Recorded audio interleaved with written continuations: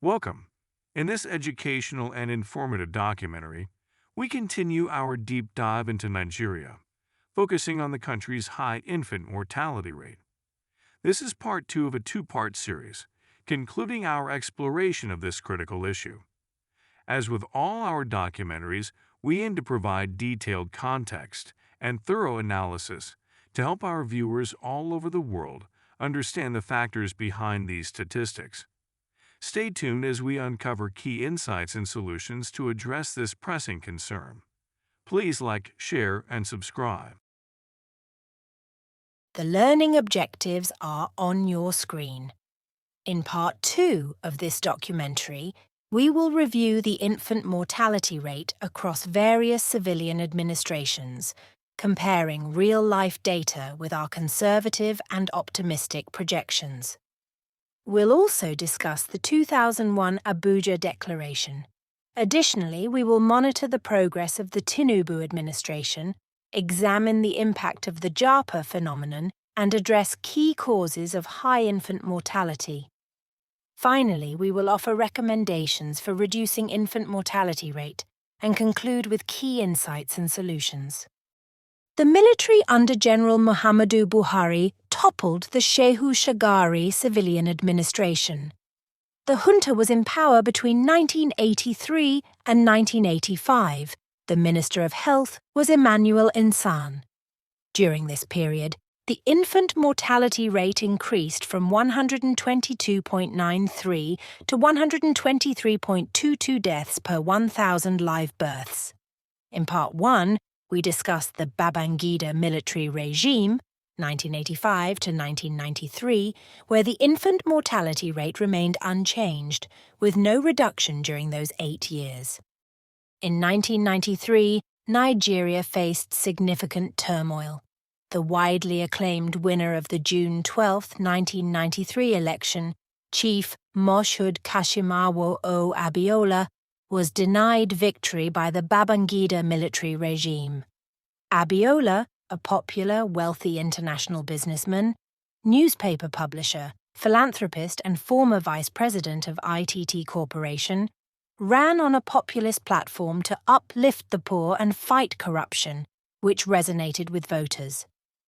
Despite national and international observers declaring it Nigeria's freest and fairest election, the Babangida regime annulled it, citing irregularities. Protests erupted both within and outside Nigeria. Abiola was later imprisoned and died under suspicious circumstances. The Babangida regime was ousted due to political unrest and civil society outcry. He established an interim government led by Ernest Shonekan, who ruled from August to November 1993.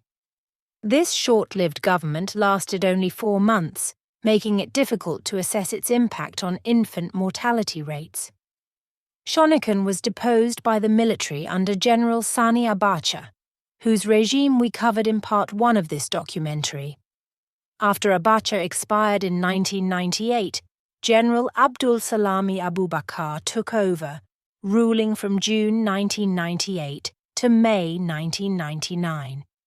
During this time, the infant mortality rate was 115.29 in 1998 and decreased to 112.56 in 1999, measured in deaths per 1,000 live births.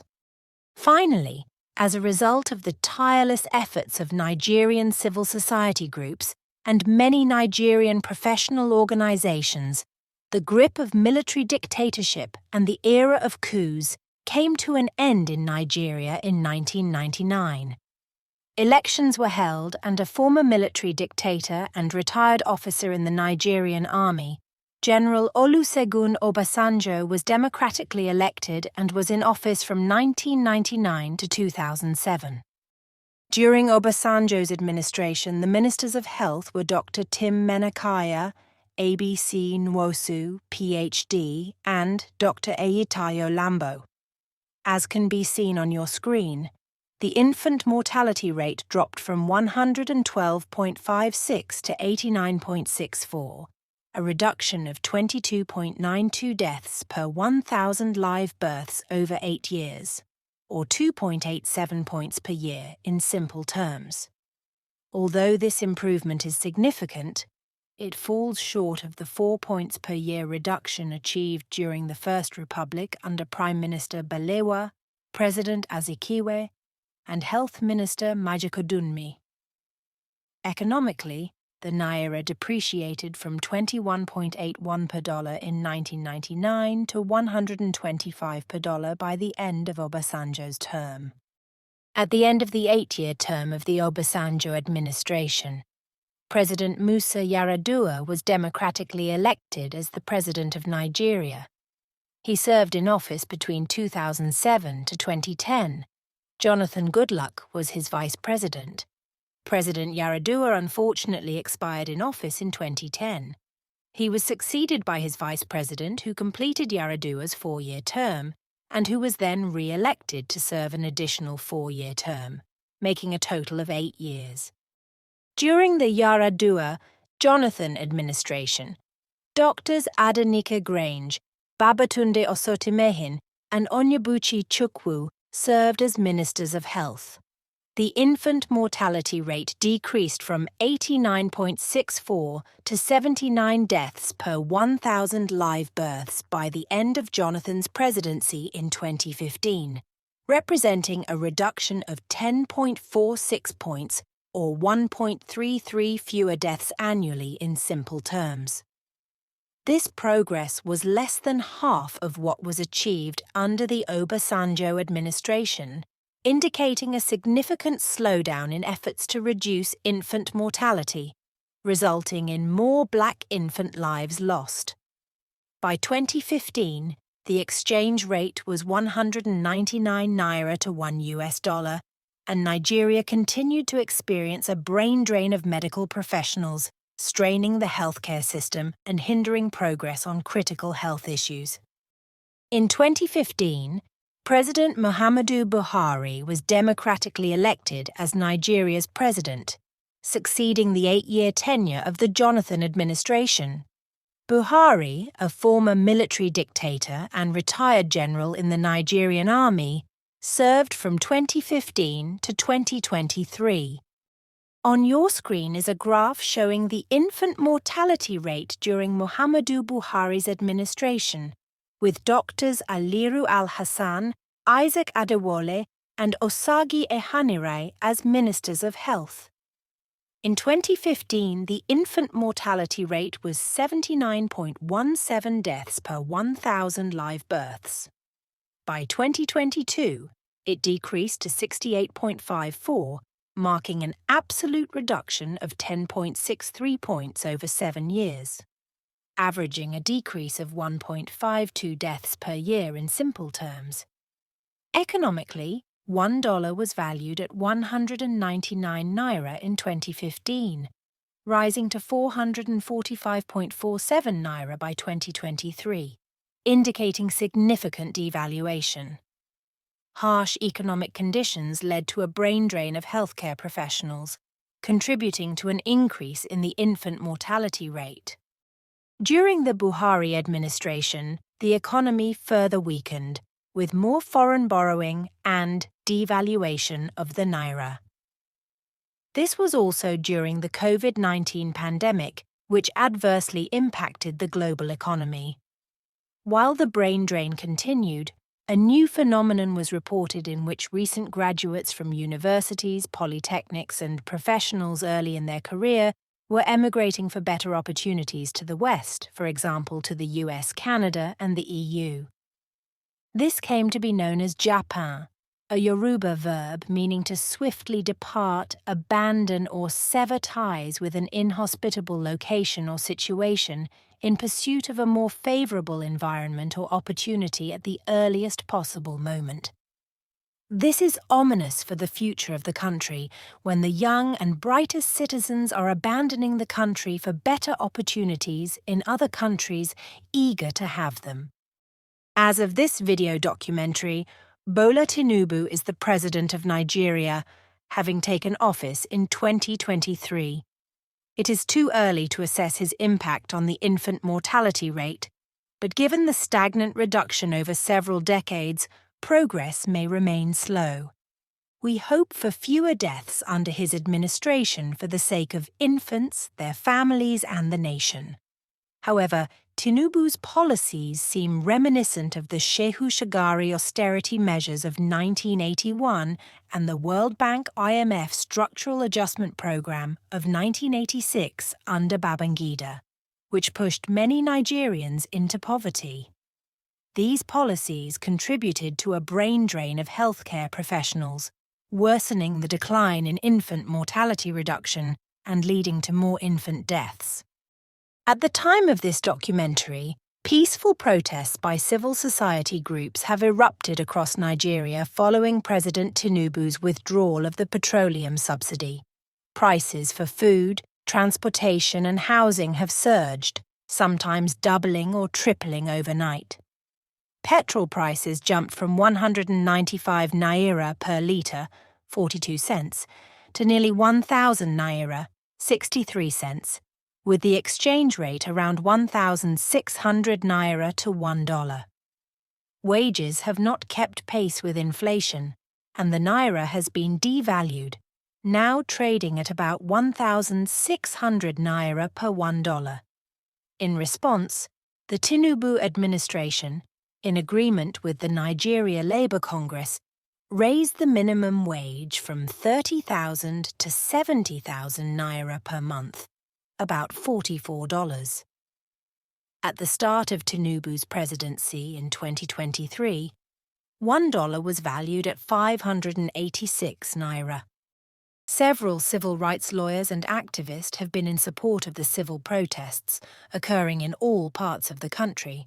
Notably amongst them are Femi Falana, a senior advocate of Nigeria and internationally renowned civil rights lawyer, Omoyele Sowore, a civil rights activist and former Nigerian presidential candidate, Dele Faratimi, a lawyer and civil rights activist, Aisha Yasufu, a popular Nigerian political activist, and Deji Adeyanju, a prominent lawyer and civil rights activist. These protests have been called End Bad Governance in Nigeria protests. President Tinubu, in his characteristic manner, has acknowledged the right to civil protest and encouraged the protests to be peaceful. Peter Obi, the leader of the Labour Party and former presidential candidate, has voiced support for the peaceful protests. The leader of the People's Democratic Party, Alhaji Atiku Abubakar, has also voiced support for the peaceful protests.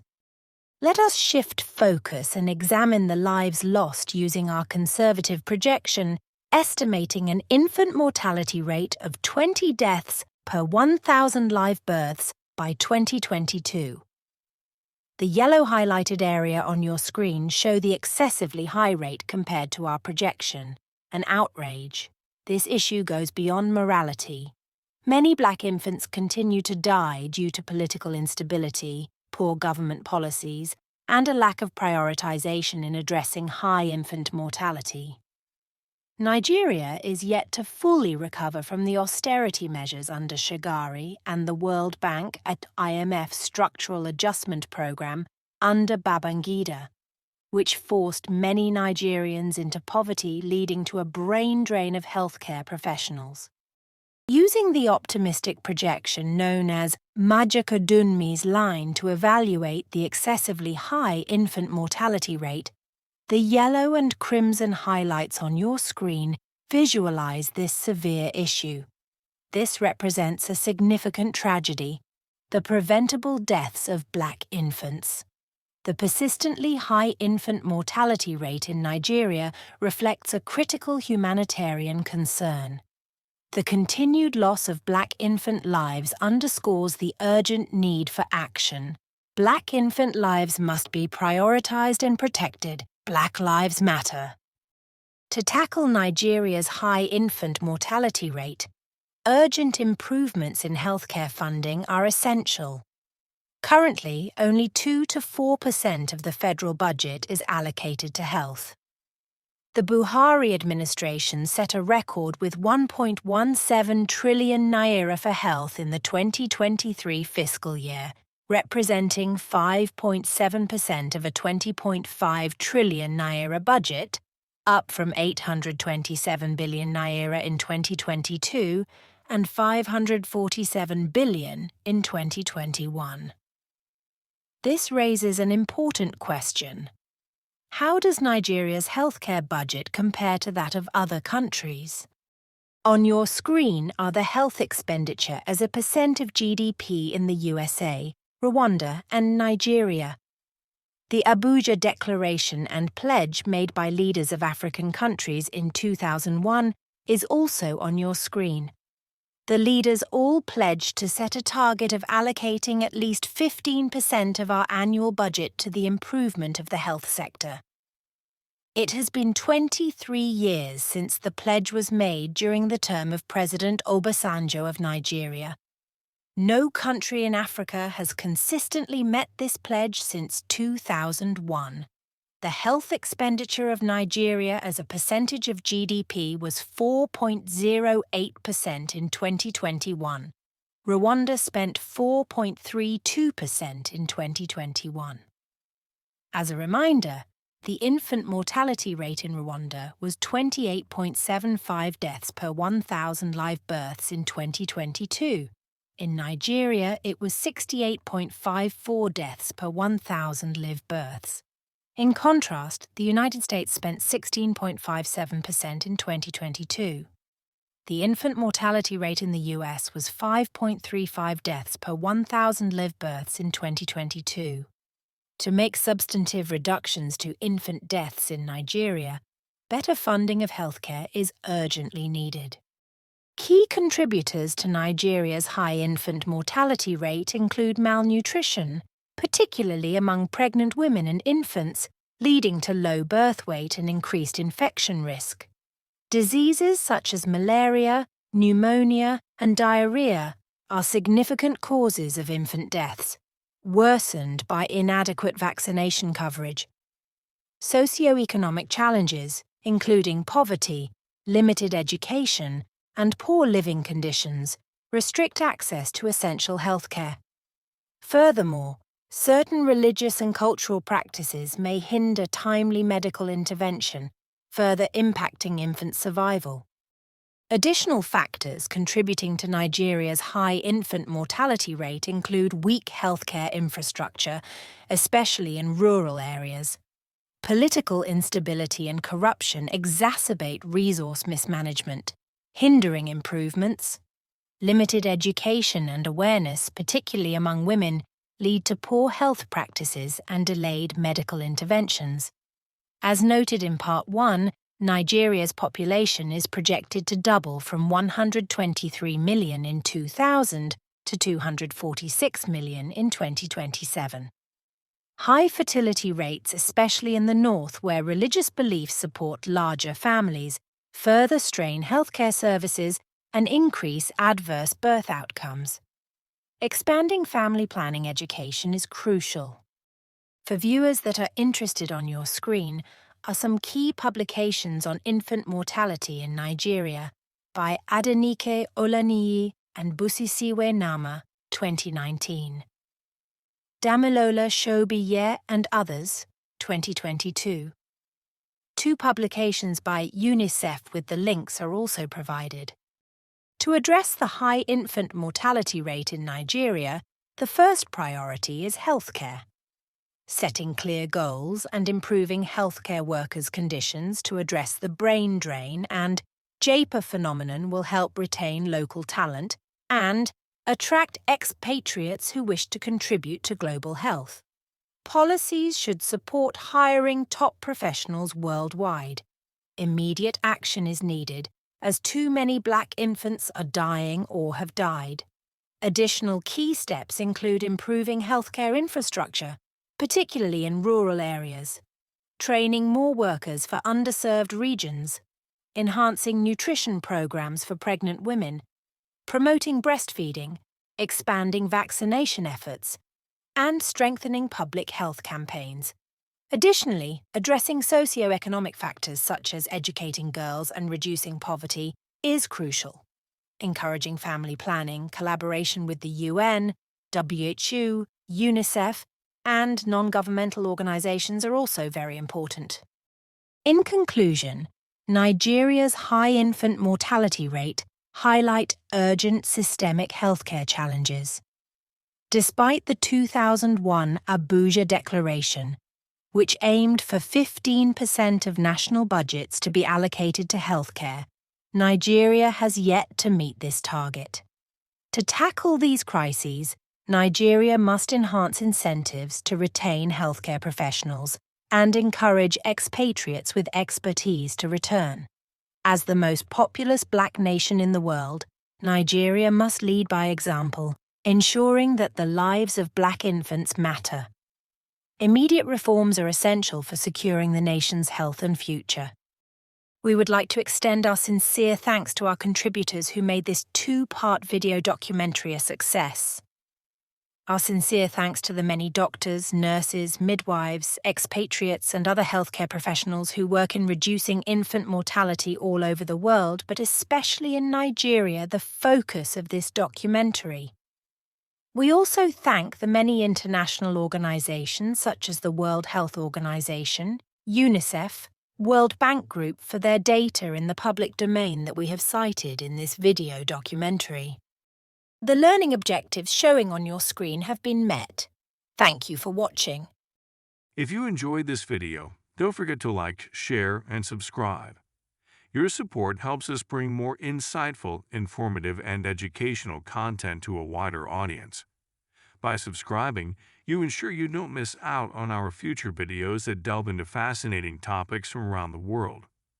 This has been a presentation of Aero Channel in collaboration with Apomulero Media LLC.